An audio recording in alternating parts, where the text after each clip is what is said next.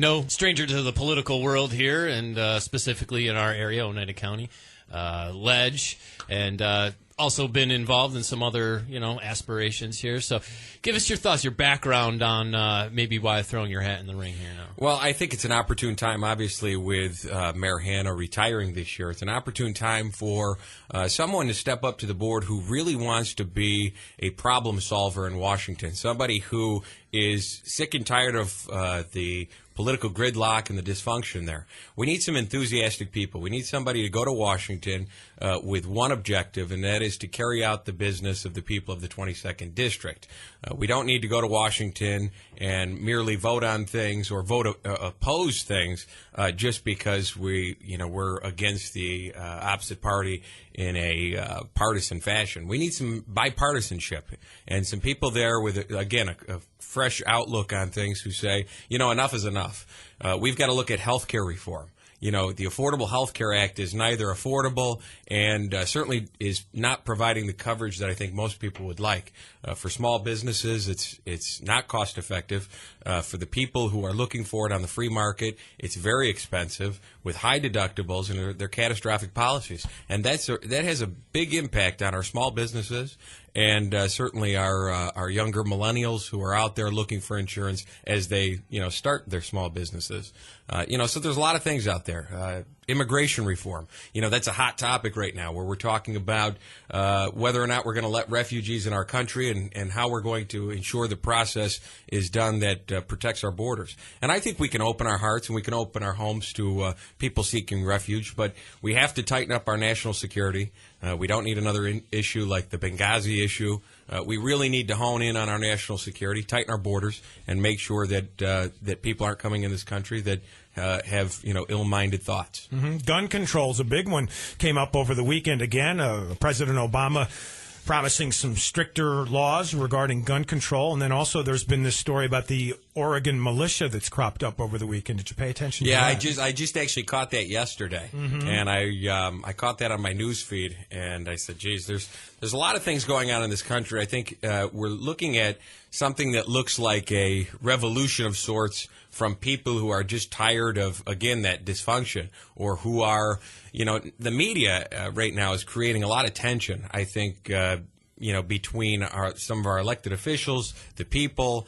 It's just not. It's not a great climate right now in this country. We've got to change that attitude. We've got to make people realize that special interests are not what's going to control or dictate our future. And I think a lot of people are looking at that, thinking that they're helpless, that there's nothing else that they can do, that government has failed them essentially because only the powerful and the well-connected are part of the process, and that needs to change drastically. Yeah, gun control is a tough one because in areas such as the one that we live in here, many people in the Adirondacks use guns, and your congressional district is such a wide swath, such a big area that you may have differing opinions with regard to gun control based on rural areas versus more populous areas. Well, how do you balance all that? Yeah, I think you have to. We definitely need strict background checks, to ensure that we're not getting firearms in the hands of people who are mentally ill or not capable of making the right decisions. And I think everybody would agree with that. I think Republicans and Democrats on both sides. It's just how do we get that process done, and how do we make it seamless and smooth, and how do we not penalize, lawful gun owners like myself? I'm a permitted, licensed pistol carrier, and so it's something that we really have to take a look at and say, okay, well, how can we, make great, strides in getting, fair legislation done? I think the New York SAFE Act was obviously something that was not well thought out, was kind of pushed out there as fast as it was, and really in a lot of aspects didn't make any sense.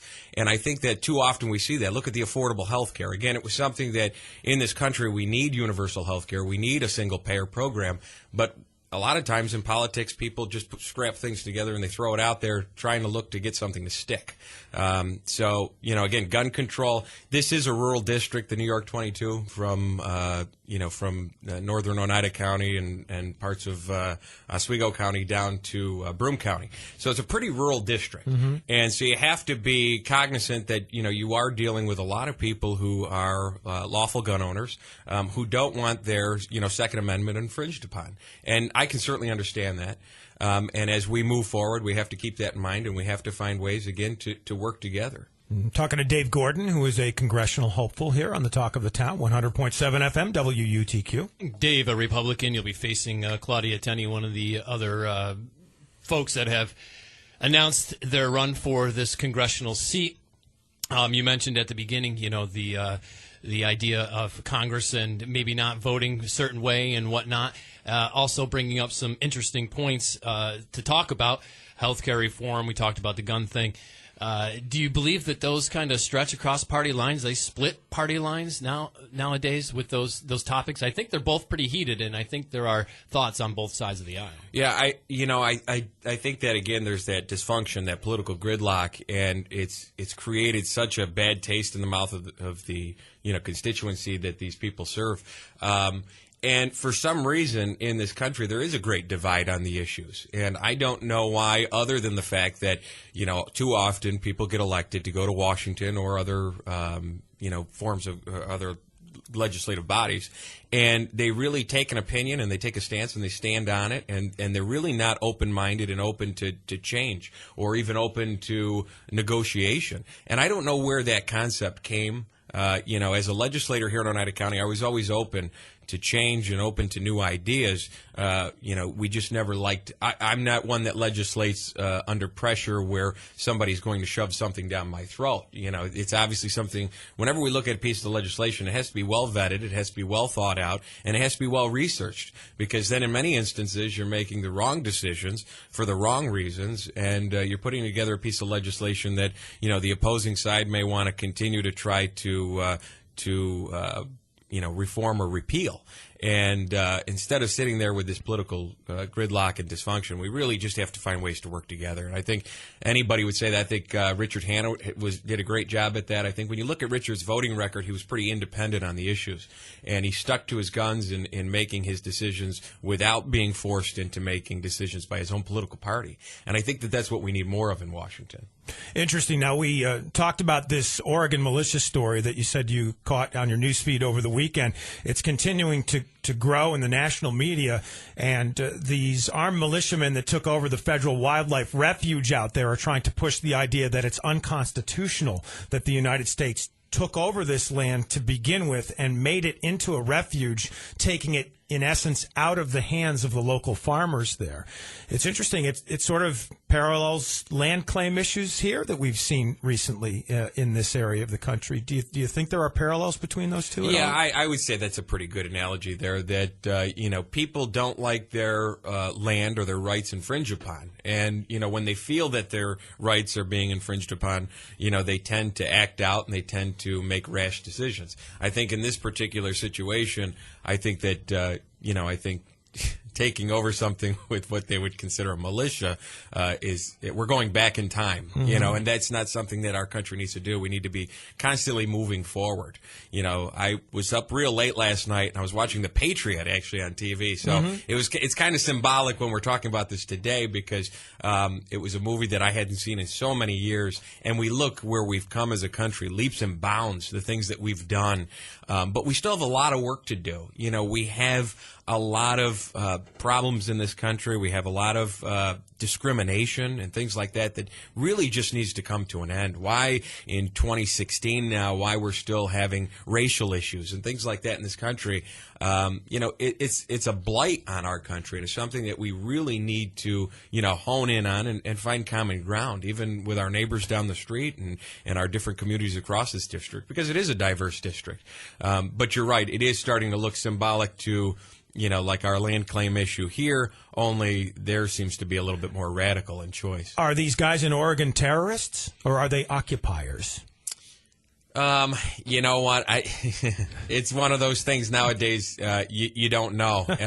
Luckily, and we have the media. The media can be a good thing and it can be a very bad thing because it can give power to things that should be powerless, and it can really devote a lot of attention and create scare tactics for the American public.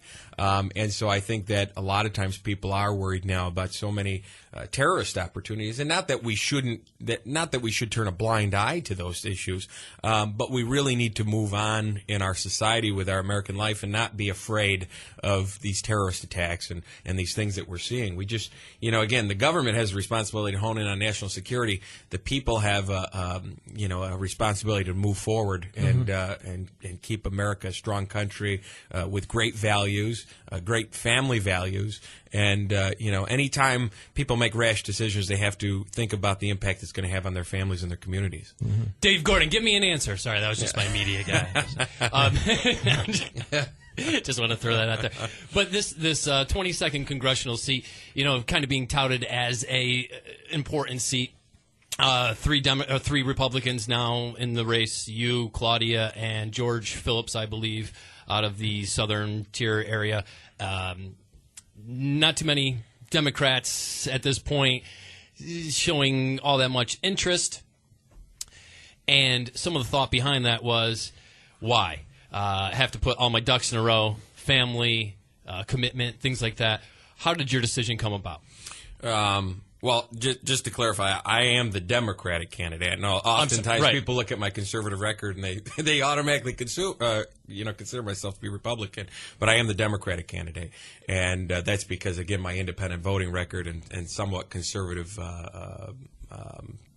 Conservative record. Right, and I'm sorry, that's what I was getting. That's okay. Two Republicans and not many other Democrats jumping in beside yourself yet. So, you know what? My decision is based on what's best for the people. And we saw the exiting of Hanna, and he was very. I respect him very much for saying that the biggest poll that he took was with his family. That's very, very important, especially when you have young children. So I think that anybody running for a congressional seat right now has to put their family first and foremost before their political agenda. And I'm fortunate, or some people would say I'm unfortunate, but no, I would say that I'm fortunate in my position now that I'm an independent or a small business owner. I don't have any children, so I don't have that responsibility of a young child at home and being absent from their life and being absent from everything that they're doing with their lives and trying to work with my family. So this is a great opportunity for me. Somebody who's been a legislator, who understands the issues within our local area and our local economy, a small business owner who again understands our issues within our local economy and some of our economic issues that are out there. It's just a great opportunity for me. We are on the brink of some great things. There's no illusion here. It's going to be a lot of work. It's a tough job. It's not something that is easy. You don't just wake up one day and say, I'm going to Washington. There's a lot of thought behind it, but you have to be adamant. You have to be open-minded, and you have to be willing to work hard for it. Okay. Dave Gordon, thanks for coming in. Best of luck with the campaign. Thank you, guys. I really appreciate it.